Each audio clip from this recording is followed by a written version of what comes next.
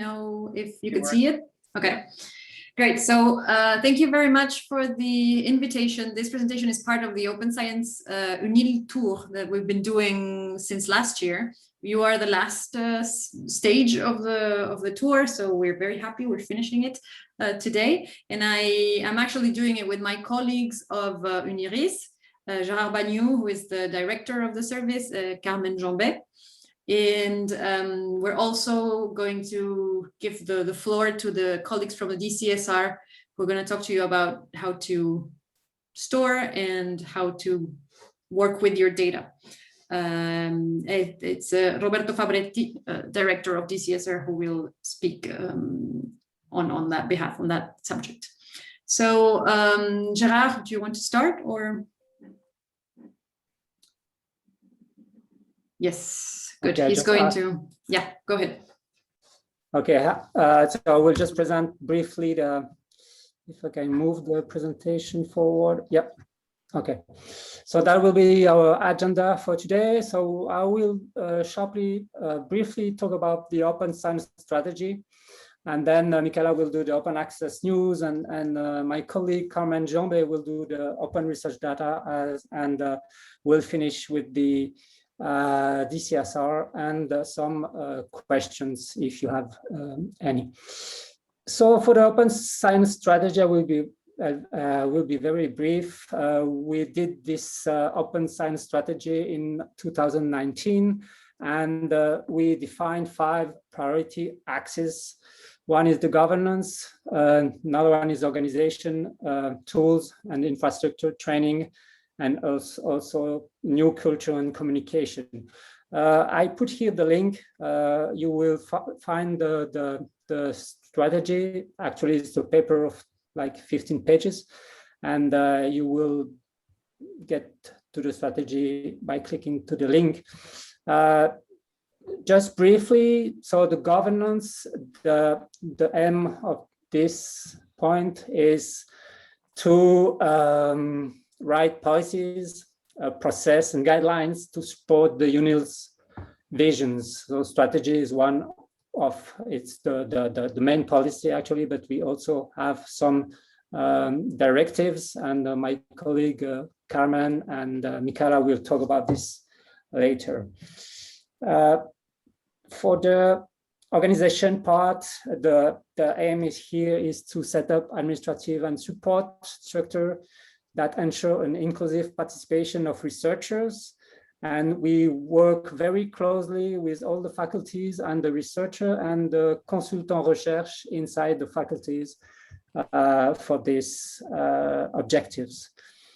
The third part, the third axis of our strategy is the infrastructures and the tools. And my colleague from the DCSR will talk about this later. The fourth is the training and advice. My colleague Carmen and also Michaela give training support for researcher for the management of their project in open access and also in open research data. And the fifth part of our strategy is the communication and also the cultural change in this matter. So just 2 points are very essential in this slide for us. It's first the starting point of the strategy. It was a survey conducted in 2015 by my colleague Carmen. And we did a new survey this year in February. Maybe you receive, I hope you receive it, and I hope also that you answer to it. This survey give us all the issue and also the practice of our researcher in open access and open research data matter. So it can give us real incentive to help all the researcher and also to be close to the needs of our researcher in open science. And the second point is very important for me. It's that Swiss universities now is currently defining a national strategy for open research data. This national strategy is expected in 2022. UNIL already mentioned some points that are important for us. The main point is that we are the only university actually in Switzerland who has a strategy. So we try to be part of the national strategy and to also to be aligned with the future national strategy. Yeah, I hope that UNIL voices will be heard by a Swiss university in the definition of the new national strategy on open science. I won't talk too much about the other point. We probably in the questions come back to it. You will find also flyers, and we have flyers in French, but also in English with the open science at UNIL. And you will find the main topics inside these flyers. Okay, I gave the floor to my colleague, Michaela. Stop the control. It's all yours. Thank you, Gerard. So now I will take over, and in the interest of time, I will go straight to the subject matter. And what I would like to present is a few new things that we've been doing basically last year, and so that you are updated onto what is the latest news on open access. And then Carmen will do the same for open data afterwards. You may have heard about the Open Access Directive. I hope you have. It's been active since the 1st of July of last year. And I just want to briefly walk you through it so that you have an idea of what the direction is asking of researchers and how you can comply with this. Hopefully it won't come as a surprise, since it's actually a continuation of our open access efforts so far. So this directive can be split into 3 steps. So how can we comply with it in 3 different steps, which is the entry of data into our repository, the deposit of the PDF under some conditions, and then the sharing of the document under some conditions as well. We do this, of course, through our institutional repository, Serval. So I will tell you who needs to comply with this, what kind of documents are involved, when we have to comply with it, and how we do it. An important point is that this directive is not a way to restrict your publishing choices in terms of format, forum, timing of editor. There's always a way to reconcile open access publishing with the best possible forum for your publication. So whatever you're publishing, if you're not sure how to comply with it, either this directive or SNSF or any other funders requests on open access, you can always contact us and we can find a compatible way. So who does it apply to? To anyone within the UNIL community who has authored a scientific publication. This can be a PhD student, a professor, or anyone who is under a UNIL contract. But what does it apply? To? So it applies mainly to 2 types of documents: articles and book extracts, book parts, so chapters, prefaces, that kind of thing. All other kinds of documents like books, PhD thesis, monographs, conference presentations, posters, reports, master thesis, press articles are not compulsory, but of course authors can absolutely follow the same route for these documents. So how does it work and when do we have to do it? The first step is creating a record. Usually, while we go into a little bit more detail of each step, so we'll just name each step separately right now. So you first create a record, and then you deposit the PDF, and finally we share the document. So it's important to distinguish these final 2 steps because they're not the same thing. Sometimes people think that depositing the PDF means that we're going to share it already. It is not the case. It is possible to deposit without doing open access. Whereas the last one, the open access, is not compulsory. The first 2 are. When I'm saying compulsory, we always have to keep in mind that I'm talking about articles and book extracts, not the rest of the documents. Sharing or open access is of course not compulsory, but highly, highly encouraged and recommended whenever possible. So the creating a record step is, as I said, compulsory. We just fill the bibliographic data of your article or chapter in Serval. If you have a DOI, a permanent identifier, should be very simple. We just put the DOI, and then we're going to go look for all the bibliographic data. We should, of course, very importantly, link this record to authors and units so that their lists of publications are complete. And then we do this at the time of publication. Novelty is that now you can go and correct this anytime. So if there's a mistake or a change or anything, you can always connect to Serval and correct this yourselves. The second step is the deposit of the PDF, which is again compulsory for articles and book chapters. The version and access restrictions depend on the copyright holder, which is usually the publisher. And what is important to know is that I would say the closest or the most closed a document can be is accessible to everyone at UNIL. So there is no such thing as a private deposit. Documents are at least shared to everyone at UNIL and beyond if possible.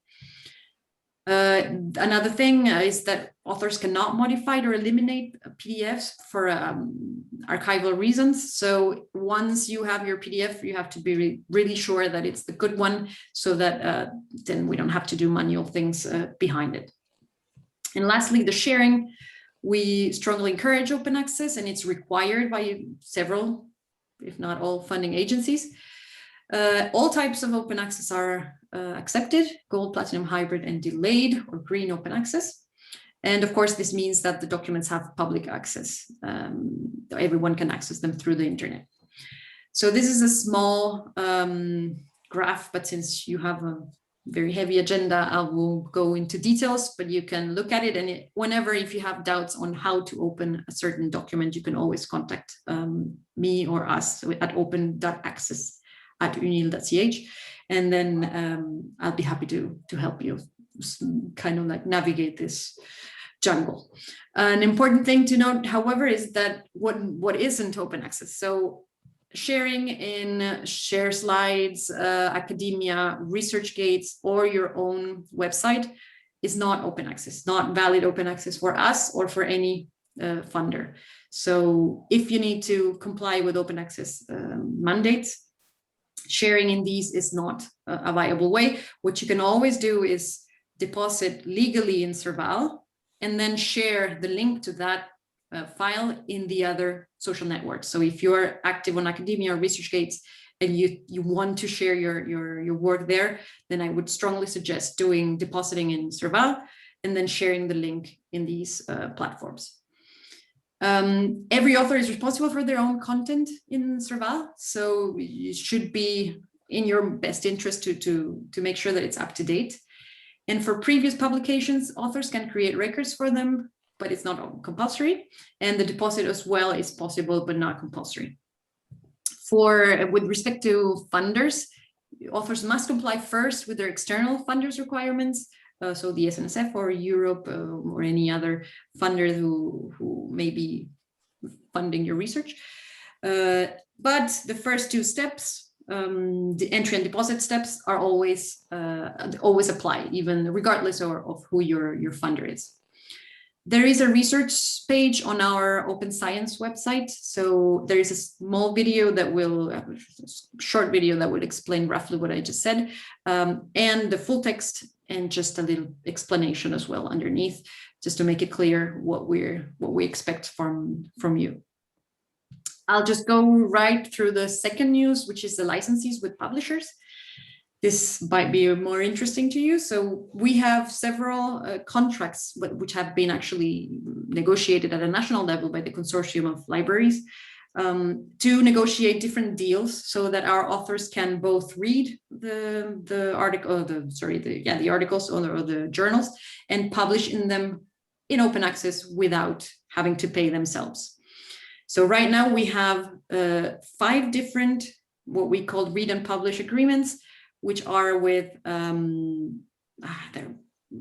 talk about them later, Elsevier, Springer Nature, Taylor and Francis, Cambridge University Press, and Sage journals.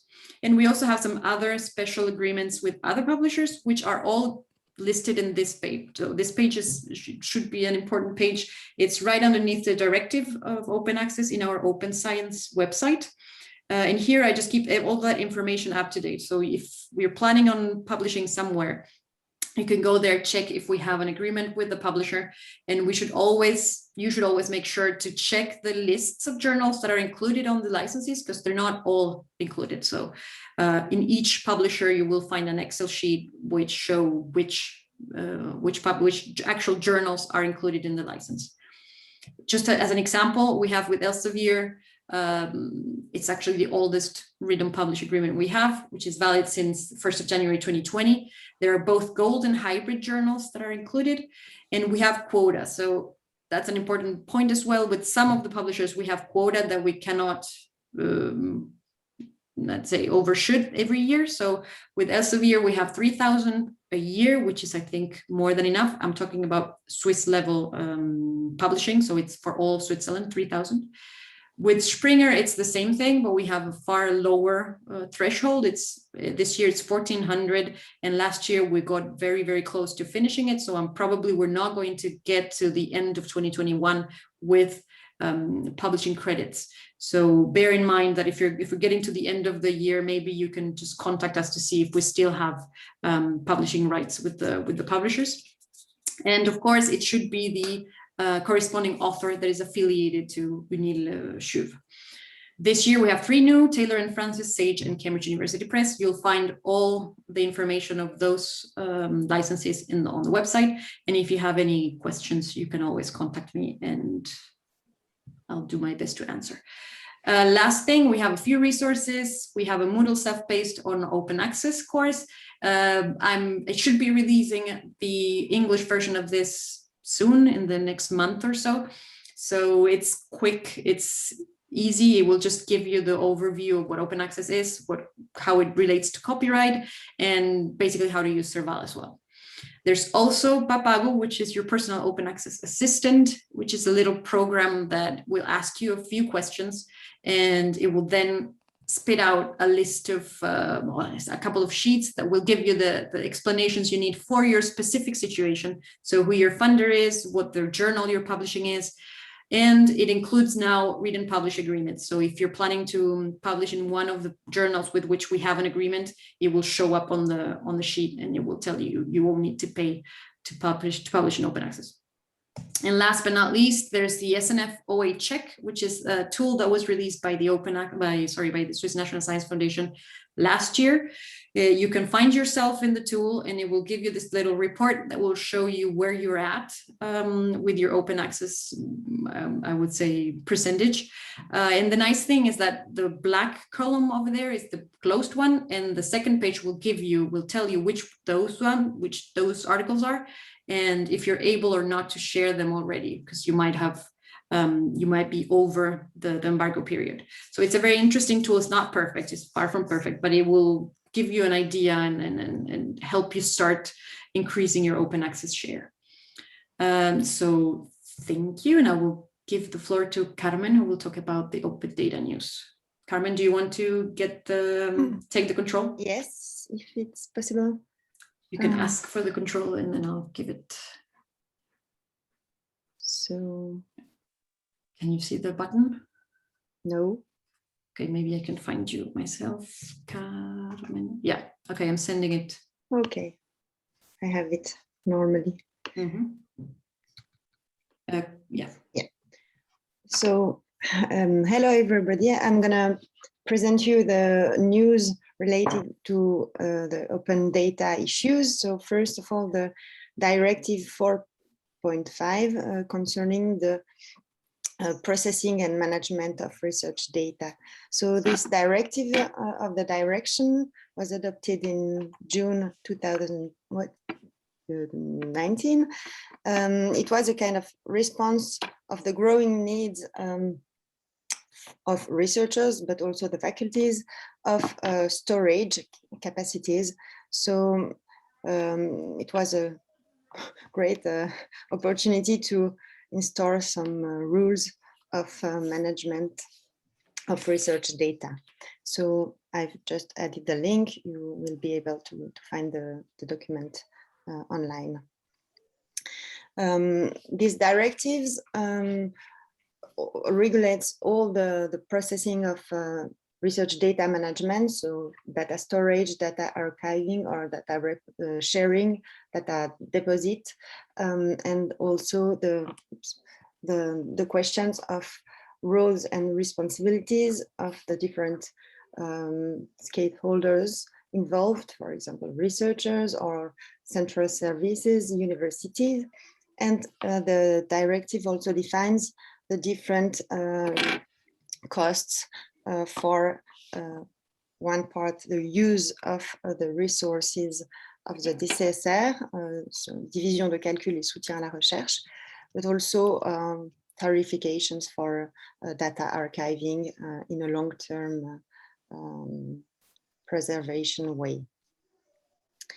The directive applies to all persons using the resources of the DCSR, regardless of their contractual attachment. So that means everyone who asks some resources.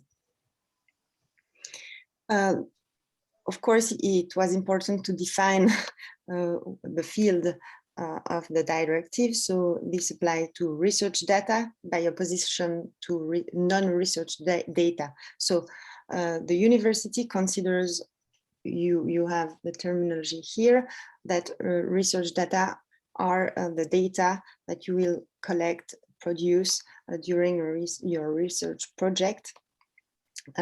So that also the new data and the existing data that are used in the research project. And the kind of issue which was also important to clarify is the question of the ownership of these research data. So in application of the law of the University of Lausanne, of course, the researchers who produce the data are considered like the authors or data producers, but the University of Lausanne owns the rights of research data, the patrimonial rights. It was also important to set up some rules for the management, but also the storage of these research data. So we consider that the principal investigators of the research project are responsible for ensuring that research data are managed throughout their entire life cycle. That means from their creation to their archiving or destruction. Of course, the university follows the international standards and international rules, which mean we promote the openness of the research data, as open as possible and as closed as necessary. And also we follow some international standards like the FAIR principle, so the findable, accessible, interoperable, and reusable data, which are principles also supported by the main international or national funders. An important element for you is the question of the data management plan. So any project that asks the DCSR some resources must give and write a data management plan. It's a document where you describe all the strategies and the actions that you will put in place and realize during your research project to, for example, store your data, securize them, share them or not, and so on. So I will show you afterwards the tool we have developed to help you to write this data management plan.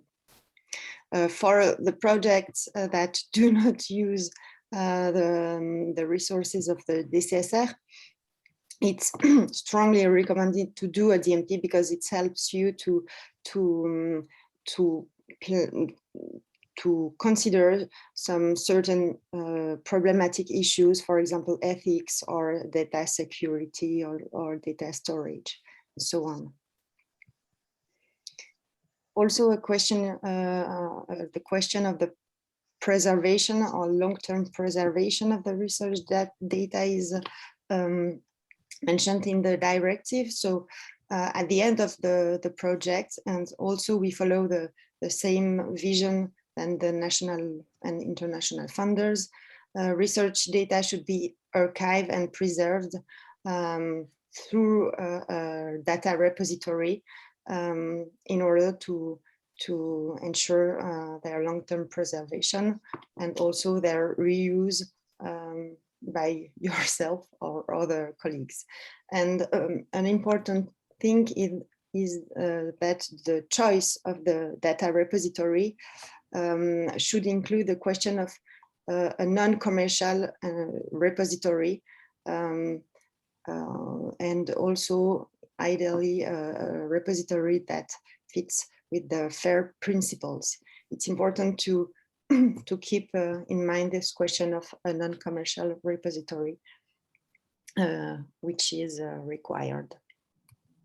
I will also just now talk about the national data repository you will have, we have now, or this is Swiss U based.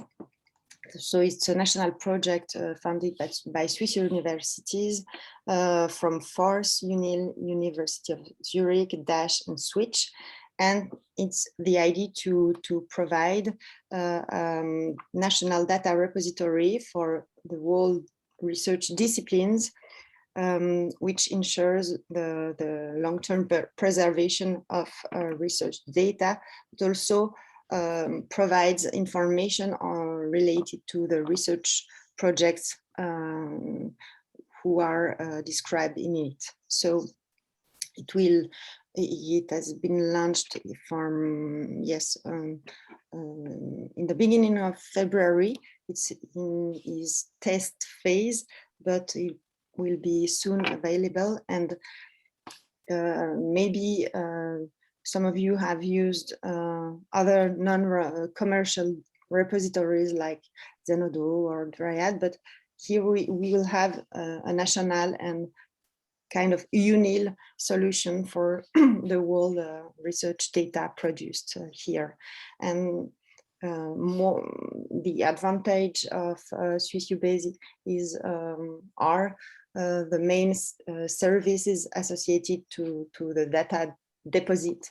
For example, the help with metadata use or data description, the help to choose licenses or to put in place data protection and data access rules and so on, and to help also researchers, of course, with general questions of research data management. And this national research data deposit will be, of course, compliant with the funders' requirements, so non-commercial, FAIR principles, archives, standard, etc.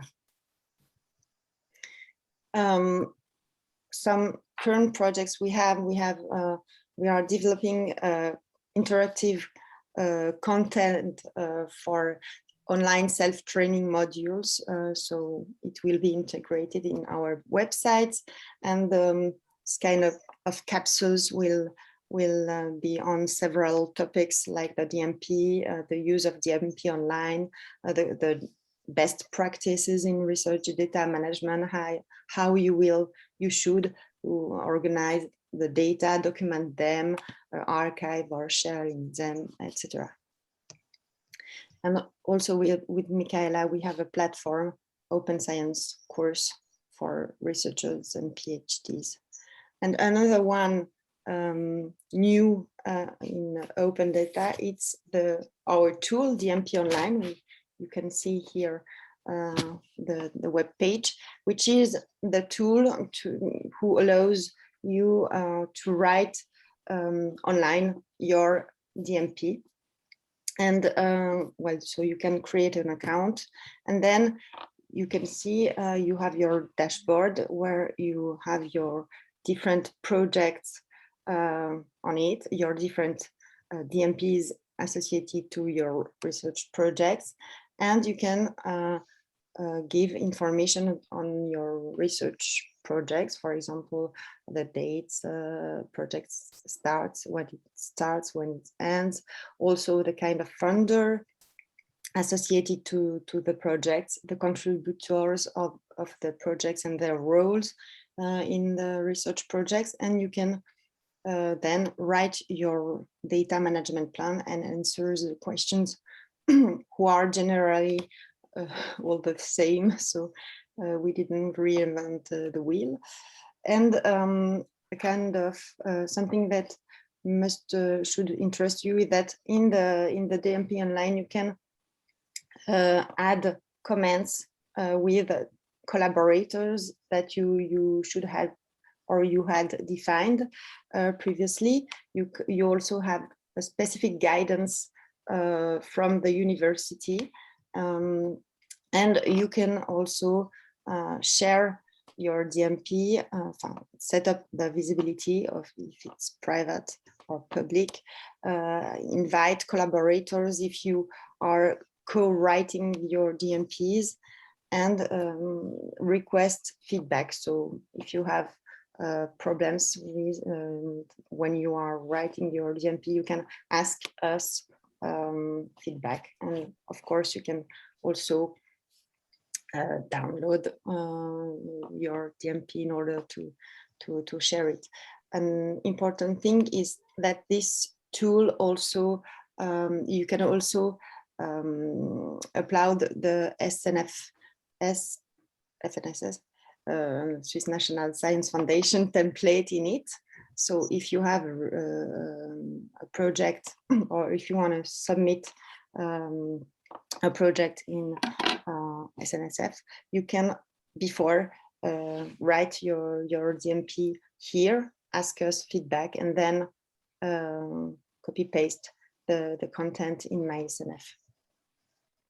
We developed an online tutorial on DMP Online, so I invite you to see it if you have if you wanna well learn more about this tool.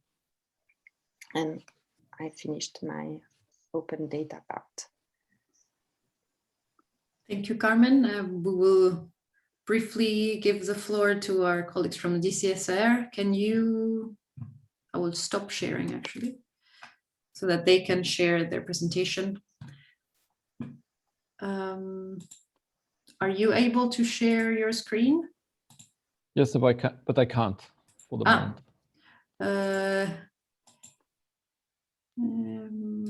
I could do it myself without having to ask for hosting privileges. Madame Mottier, c'est possible de lui donner Je suis là, donc je dois multipasser, je dois cliquer sur multiple participants can share simultaneously.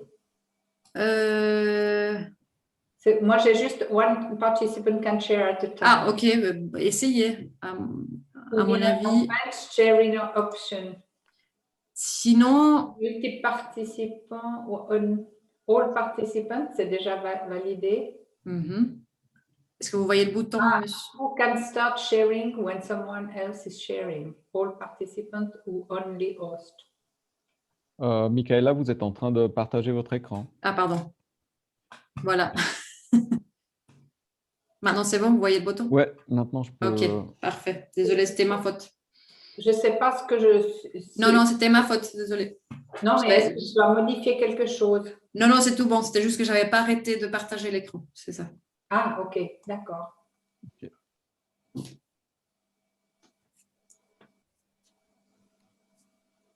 Thank you for inviting me to this meeting.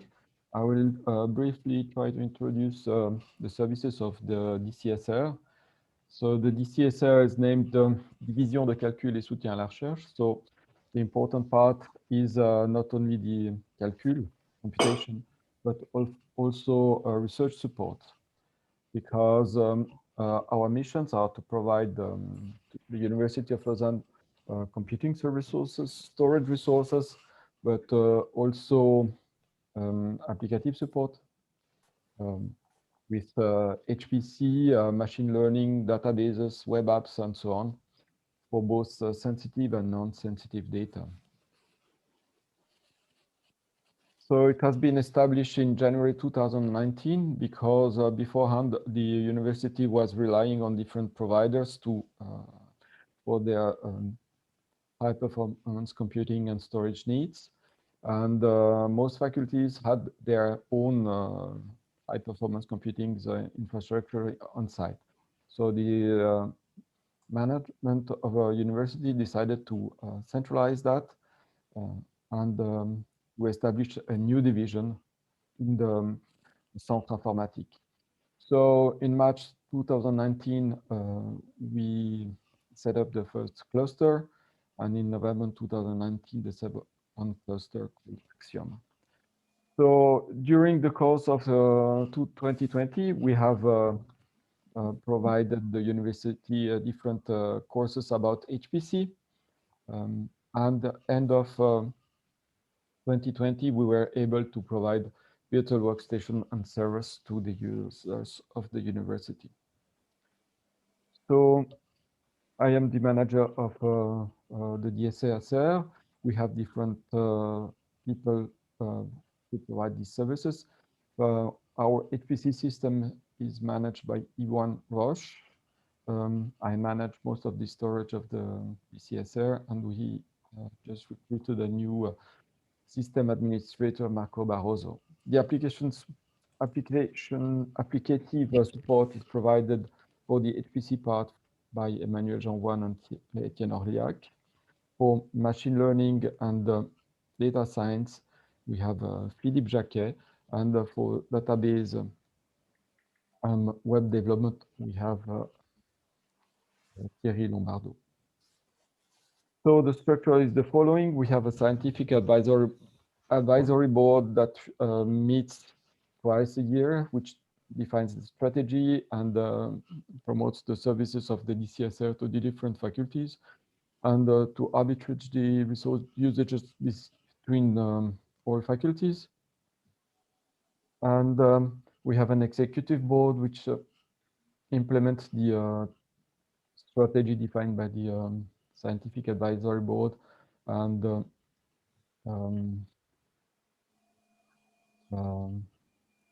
manage the alignment with the other platforms. So we have the structure is the following. We have a sysadmin part, and we have a conseil part. So where we have the people that help directly the faculties. So the current resources, we have a general purpose cluster, which is old but homogeneous. A cluster with fast nodes, with a lot of memory for some computation, but which is very heterogeneous. And we have a cluster for processing sensitive data, which is air-gapped. Unfortunately, it's also heterogeneous, so we can't do much applicative fine-tuning. But now we have set up a new infrastructure to provide virtual workstations and servers with powerful CPUs and fast storage. And some are equipped with GPUs for machine learning or regular HPC.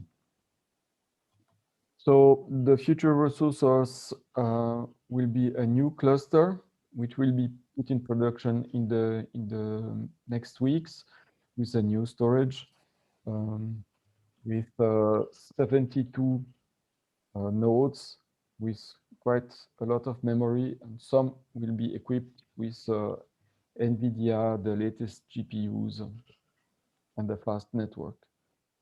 We have also new high-performance storage with fast storage, with fast network, which will be accessible from also from outside of the compute cluster. To request services from the DCSL, you can access it from the web page of the Centre Informatique. You can request the resources from this interface. I don't think that we have time for the demo, so I will let you explore that page yourself.